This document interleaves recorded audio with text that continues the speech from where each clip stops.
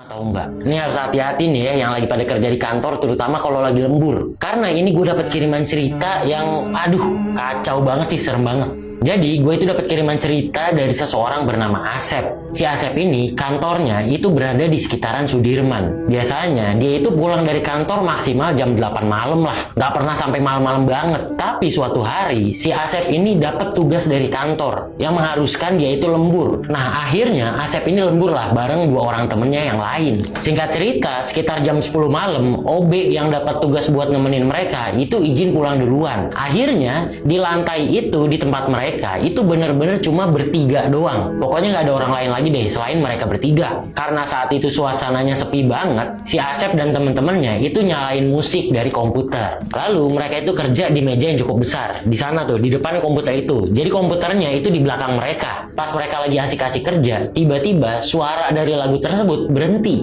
Si Asep lalu ngecek nih ke komputer. Ternyata itu kayak ada yang nge-pause gitu. Jadi musiknya itu berhenti karena di-pause. Ya udah, si Asep nggak mikir aneh-aneh, dia play lagi, terus mereka lanjut kerja lagi. Beberapa menit kemudian, lagi-lagi lagunya itu mati. Pas dicek, di pause lagi. Udah, sama mereka itu di play lagi dan mereka kerja lagi. Mereka ini berusaha buat, udah. Gak usah mikir yang aneh-aneh. Jadi mereka gak peduli lah.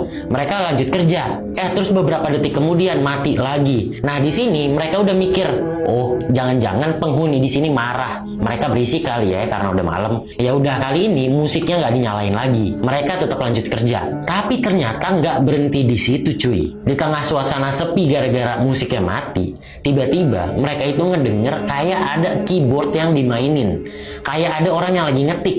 Asal suara keyboard itu dari sisi kiri belakang. Mereka bertiga lalu nengok ke suara itu dan coba ngecek lah, ngintip. Tapi nggak ada orang sama sekali. Tapi suara keyboard itu terus aja terdengar. Udahlah, mereka itu makin takut. Tapi karena ini kerjaan deadline harus diselesaikan malam itu, mereka sebisa mungkin menyelesaikan kerjaan itu secepatnya. Terus setelah mereka kerja, ternyata mereka baru selesai jam 12 malam.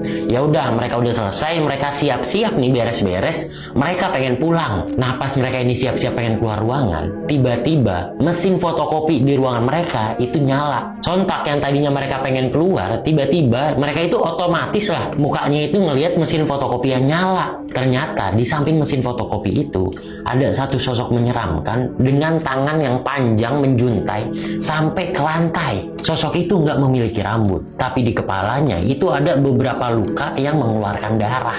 Sosok ini adalah sosok perempuan. Soalnya dari pakaiannya itu pakai kemeja warna krem dan pakai rok span warna hitam. Nggak tahu kenapa mereka bertiga itu badannya kayak kaku gitu, kayak harus banget ngelihat sosok ini. Terus tiba-tiba sosok itu ngangkat tangan kirinya, mukul-mukul mesin fotokopi sambil nunjuk pintu keluar.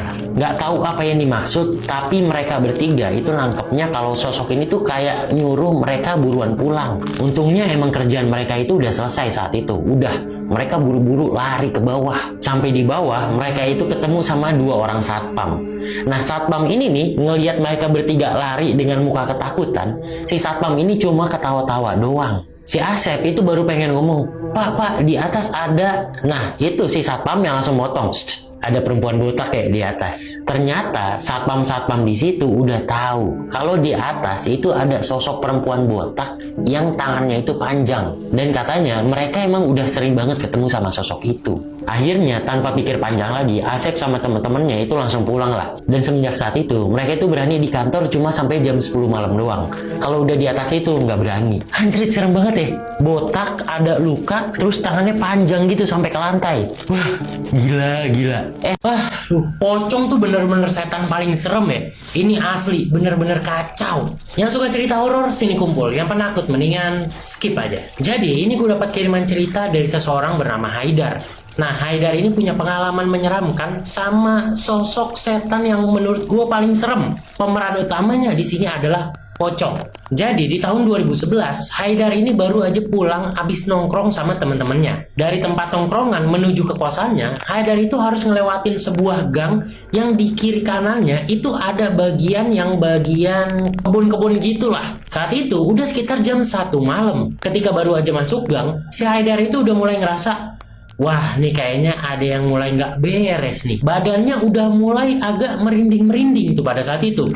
Bener aja dong. Ketika tepat di depan kebun, Haidar itu ngedenger ada suara benda jatuh gitu. Haidar udah makin merinding tuh. Dia udah berusaha banget nggak nengok ke suara tadi. Dia tetap jalanin motornya, tapi tiba-tiba ada suara yang manggil-manggil dia. Mas, Mas Haidar, tolongin saya. Mas Haidar. Nggak tahu kenapa, gara-gara ada yang manggil Mas Haidar gitu. Nah, si Haidar itu nengok ke arah kebun. Karena suaranya emang dari situ. Dilihat, itu nggak ada apa-apa. Tapi ketika dia ngeliat pohon mangga, nah pas Haidar itu ngeliat ke arah pohon mangga, tiba-tiba dari balik pohon mangga, itu ada sosok yang muncul. Munculnya tuh kayak gini. Iya, yang muncul itu pocong. Wah, itu Haidar abis ngeliat pocong itu langsung ngebut ke kosannya, masuk, terus dikunci, terus dia ngumpet di balik selimut. Terus udah gitu doang. Enggak, pocongnya datang ke situ. Pas Haidar itu masih nutupin mukanya pakai selimut, tiba-tiba dia itu ngedenger pintu kamar kosannya itu digedor-gedor. Karena ketakutan ya, Haidar itu masih terus nutupin mukanya pakai selimut. Tapi makin lama, suara gedorannya itu kayak makin kenceng. Karena cukup lama itu suara gedorannya nggak hilang-hilang juga, Haidar buka selimutnya pelan-pelan, coba ngintip. Tahu apa yang dilihat sama Haidar?